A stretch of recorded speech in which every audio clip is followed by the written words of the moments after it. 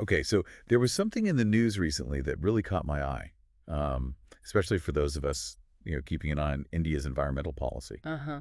It was Prime Minister Modi, chairing a meeting of the National Board for Wildlife. Yeah. It was the first time he's done that. And, the fact that it happened on World Wildlife Day at Gir National Park Yeah. really kind of emphasizes the significance. I think choosing Gir specifically, as the last stronghold of the Asiatic lion for that inaugural meeting as chair, Yeah. on such a symbolic day, it really puts wildlife conservation, in the spotlight. Absolutely. And, for anyone who's kind of diving into environmental policy or, just following current affairs, Right. especially if you're preparing for the UPSC exams, the NBWL is a body you really need to understand. For sure.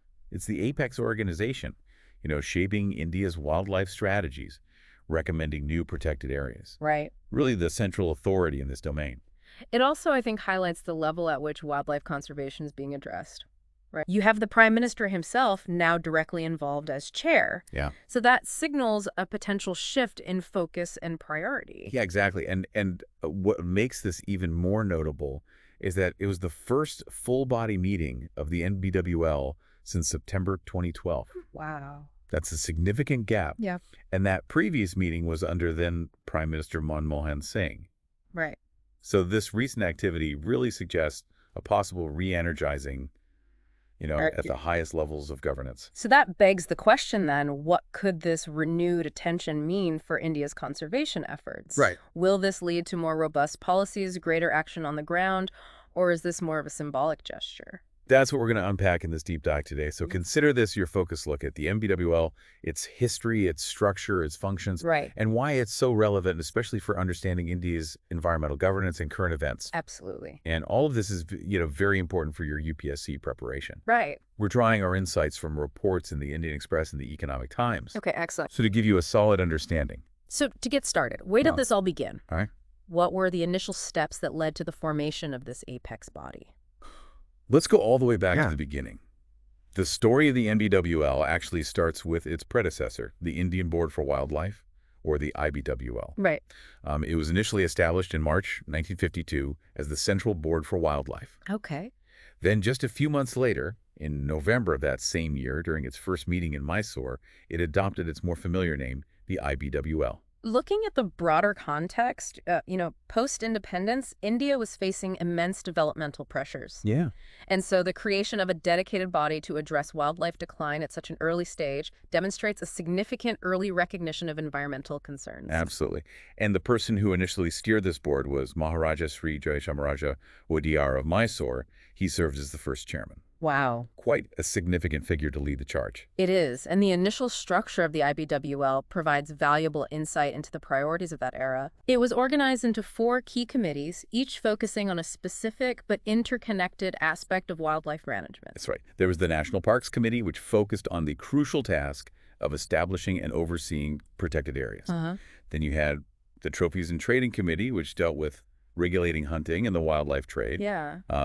A very pressing issue at the time. Following that, the Union and State Legislation Committee played a vital role in trying to create a consistent legal framework for wildlife protection across India's diverse states. Yeah. And the Administrative Matters Committee handled the organizational and logistical aspects of the board's operations. Right. These 4 committees laid the groundwork for a comprehensive approach to wildlife management, recognizing the interconnectedness of habitat protection, trade regulation, legal frameworks, and administrative support, a holistic vision that remains relevant today. Yeah, so even in its early days, the IBWL was tackling wildlife conservation from multiple angles. And it wasn't just about discussions. They made some really impactful decisions early on. Oh. Take 1961, for instance. They declared the peacock as our national bird, a symbolic but important step in fostering national pride and connection with our wildlife. And I think this also highlights how early conservation efforts aimed to build public awareness. Right. Because by elevating the peacock status, it probably contributed to its protection by discouraging hunting. Exactly. And then in 1972, a truly landmark year with the passage of the Wildlife Protection Act, or WLPA, Right. the IBWL was instrumental in shaping this crucial piece of legislation, which provided the fundamental legal structure for wildlife conservation in India. Yeah, the WELPA was a game changer, establishing protected area categories, more strictly regulating hunting and trade, and setting up penalties for violations. Yeah. It really laid the foundation for much of the conservation work that followed. Right, and then just a year later, in 1973, the IBWL was also instrumental in laying the groundwork for one of India's most well-known conservation successes, Project Tiger. Project Tiger. Yeah, a direct response to the alarming decline in tiger populations. Right. And, this demonstrated the IBWL's ability to translate policy into tangible action on the ground. Absolutely. Now, fast forward a bit into the 1980s, and the IBWL continued to make significant contributions. Okay. In 1982, they oversaw the establishment of Keeldeo National Park in Rajasthan, a vital wetland habitat for migratory birds. No.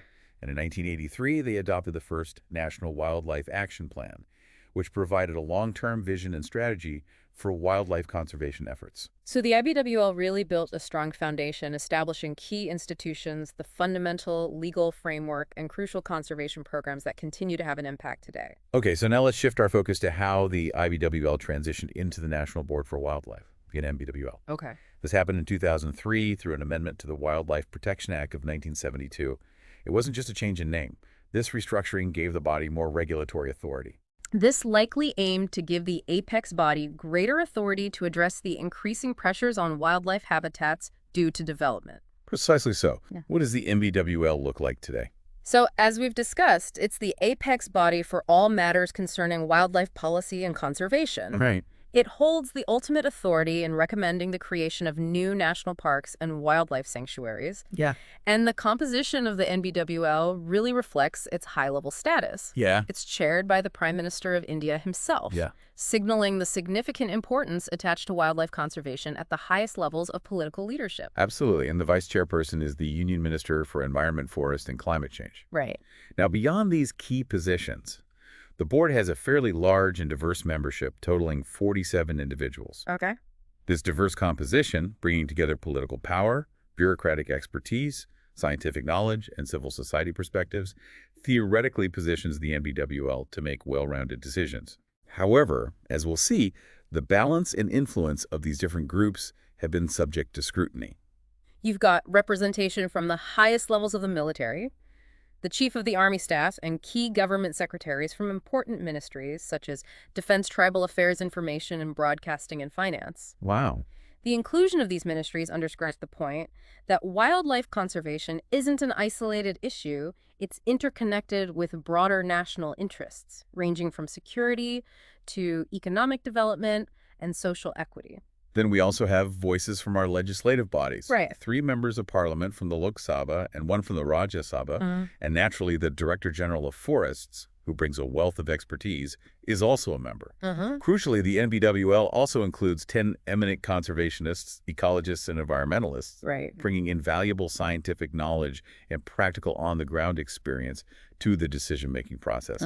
And finally, rounding out the membership are 5 representatives from non-governmental organizations, ensuring that the perspectives of civil society are also considered in the policymaking.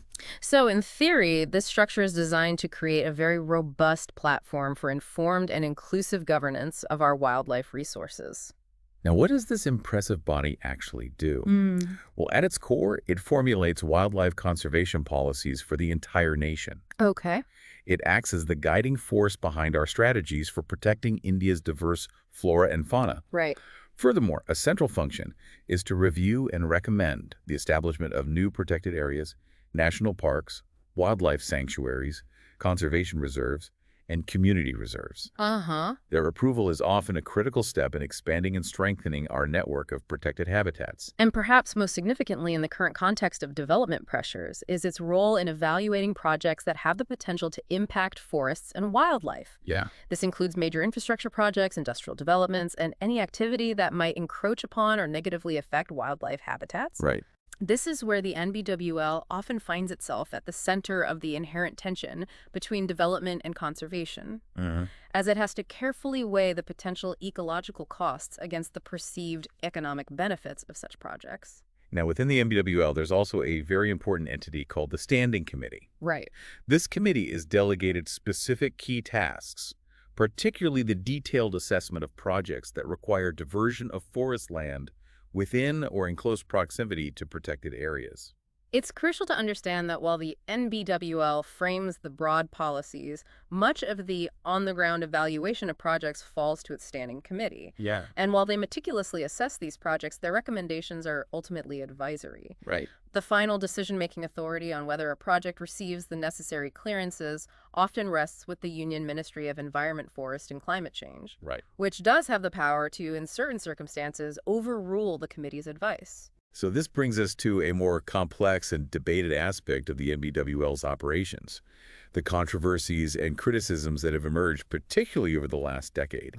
There's been growing concern regarding the number of development projects that have been granted clearance in and around crucial wildlife habitats. Right. Indeed, while development is undoubtedly important, ecologists and conservationists have increasingly voiced concerns that the ecological costs associated with some of these clearances might outweigh the intended benefits, potentially leading to habitat fragmentation, a decline in biodiversity, and increased instances of human-wildlife conflict. We've seen several high-profile examples that have generated significant criticism. Yeah. The Ken-Betwa River Linking Project, for instance, involves the construction of the Dodhon Dam, Right. which is projected to submerge a considerable area, approximately 100 square kilometers within the Pana National Park and Tiger Reserve.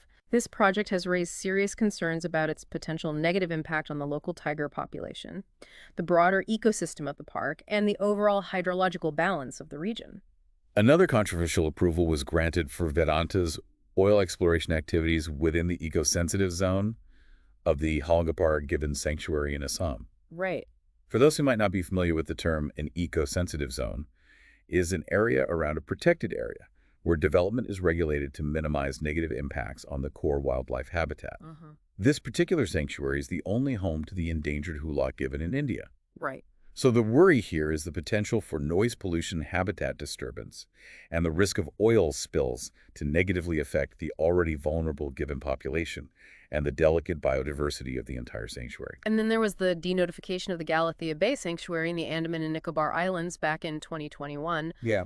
This sanctuary held critical importance as a major nesting site for leatherback sea turtles, which are an endangered species facing significant threats globally. The denotification, reportedly to make way for infrastructure development, sparked widespread condemnation from conservationists, who strongly emphasize the ecological significance of this site for these ancient marine creatures. Beyond these specific project approvals, there have also been broader concerns raised about a possible weakening of the NBWL's authority and independence, particularly following the reconstitution of the board in 2014. Right.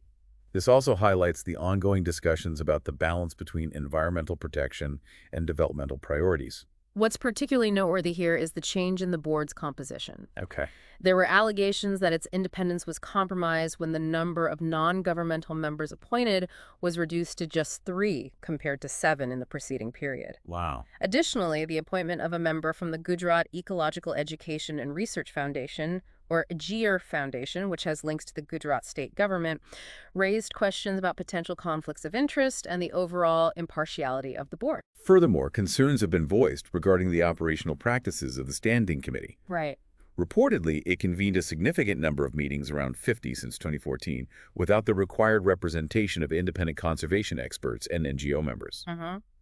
This lack of adequate expert input in the crucial decision-making process for project clearances is a major point of contention for environmental advocates and raises questions about the rigor of the environmental impact assessments. So when we analyze the NBWL, we see an organization with a long and significant history and a vital mandate for wildlife protection, but also one that grapples with substantial challenges in effectively balancing the increasing pressures of development with the urgent necessity of wildlife conservation. Now, for you, our listener, especially if you are preparing for the UPSC Civil Services examination, a thorough understanding of the NBWL is absolutely essential. This isn't just a peripheral environmental topic. It directly connects to your syllabus on environmental policy conservation efforts and governance structures in India, all of which are crucial for both your prelims and mains exams.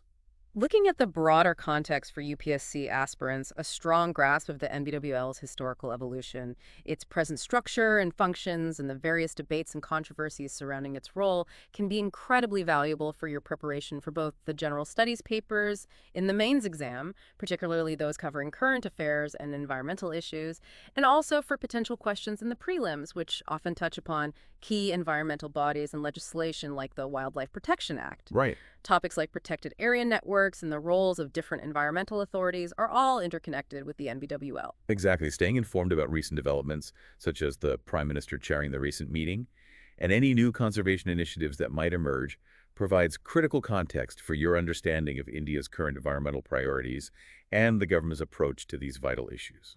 This detailed understanding, drawing from credible sources like the Indian Express and the Economic Times, enables you to analyze environmental issues from a well-informed and nuanced perspective, which is precisely the kind of analytical ability that the UPSC seeks in its candidates.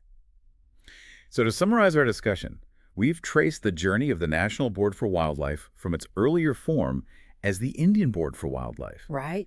highlighting its growth and regulatory power to become the apex body for wildlife policy in India. Aha. We've examined its detailed composition and the critical functions it undertakes in shaping our conservation landscape. But we've also underscored the ongoing debates and criticisms surrounding its role, particularly in navigating the complex balance between the demands of rapid development and the fundamental imperative of protecting our invaluable wildlife and their fragile habitats. Right. The examples of controversial project clearances and the concerns regarding the potential dilution of its powers raise significant questions about the overall effectiveness and independence of such high-level advisory bodies. And that leads us to a final thought for you to consider. In a rapidly expanding economy like India, where the needs of development often appear to conflict with the goals of environmental protection, what constitutes the most effective approach to ensure that apex bodies like the NBWL can genuinely champion wildlife conservation while also taking into account the broader socioeconomic needs of the nation? It's a complex balancing act that demands careful consideration and innovative solutions. This in-depth exploration of the NBWL, drawing upon the detailed reporting found in publications like the Indian Express and the Economic Times, provides a crucial foundation for comprehending these multifaceted issues. Right. For those of you diligently preparing for the UPSC examinations, this level of nuanced understanding can significantly enhance your preparation for both the mains and preliminary stages. Absolutely. So if you found this deep dive insightful and valuable for your preparation, please do take a moment to hit that like button, subscribe to our channel for more in-depth discussions on important topics relevant to your studies and general awareness. And please feel free to leave a comment below if you have any further questions or suggestions for topics you'd like us to explore in future deep dives. Yeah, that's a great idea. We always appreciate hearing from you, and your engagement helps us create more content that is beneficial for you. Absolutely. So thank you so much for joining us, and we'll see you in the next deep dive. See you then. Bye. Bye.